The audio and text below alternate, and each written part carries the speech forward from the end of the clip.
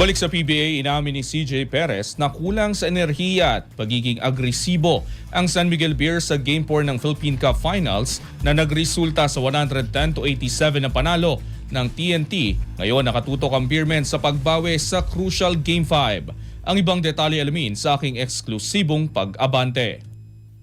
Sports Now! Sports Now! Exclusive!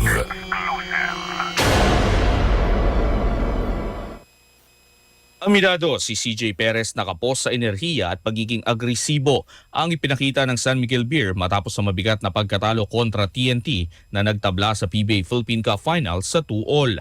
Matapos hawakan ng momentum sa naunang mga laro, hindi nakasabay ang Beermen sa intensity ng tropang 5G sa Game 4 kung saan agad uminit ang TNT at hindi na lumingon pa tungo sa 110-87 na panalo. Ayon kay Perez, malinaw na mas desperado ang TNT bilang kupunang nakasandal ang likod sa pader. Habang aminado siyang naging mabagal at kulang sa sigla ang kanilang panig mula sa simula. Yun nga eh. Gusto nagdafrak tayo. Siyempre, TNT, they're back against the wall. So, mas bibigay talaga yung effort nila and nag-umpisa sila ng sobrang ganda. And kami naman, sobrang flat talaga. Walang effort, walang energy. So, yun yung mali namin. And yun ang kailangan namin correct. Maaga nakapagtayo ng malaking kalamangan ng TNT sa likod ng mainit na opensa sa unang bahagi ng laban at umabot pa sa 35 points ang kanilang lamang. Si Perez ay nalimitahan sa 11 points sa 4-15 shooting na sumasalamin sa kabuuang paghihirap ng San Miguel sa opensiba.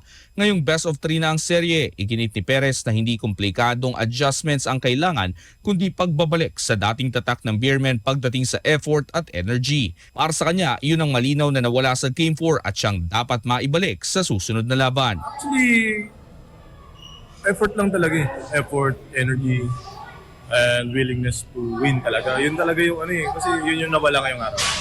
Yun yung nawala. So, yun yung kailangan namin i-ayusin. And sa Game 5, makakabounce back kami. Kilala ang San Miguel bilang kupunang marunong bumangon sa gitna ng serye at kumpiyansa si Perez na may papakita nila iyon muli sa Game 5 kung saan muli magiging kritikal ang momentum.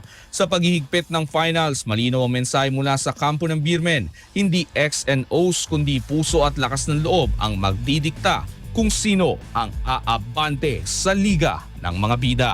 Ako si Sus Valdez, Abante Sports, nauna.